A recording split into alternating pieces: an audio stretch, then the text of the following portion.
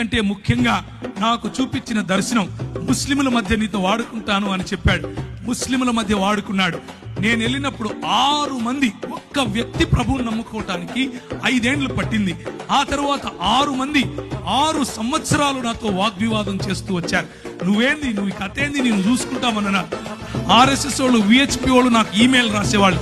నువ్వు ఏ మార్గం గుండా వెళ్తున్నావో మాకు తెలుసు, నువ్వు ఎట్లొస్తావో మాకు తెలుసు, నువ్వు ఎప్పుడు ఇంటికి చేరకుండా ఎప్పుడు సస్తావో కూడా నీకు తెలియకుండా చేస్తాం అని అనేవారు. ఇలాంటి పరిస్థితి.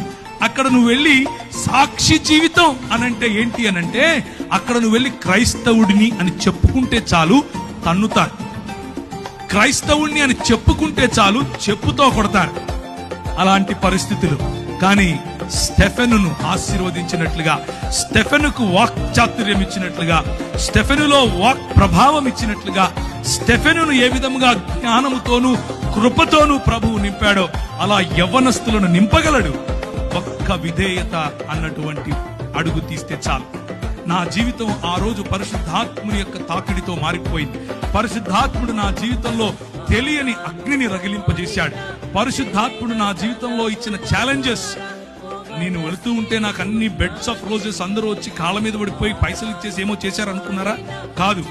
అడుగడుగు నా ఛాలెంజెస్, అడుగడుగు నా బలహీనతలు, అడుగడుగు నా తెలియనటువంటి నేను ఎలా చేయాలి ఇప్పుడు అన్నటువంటి పరిస్థితి.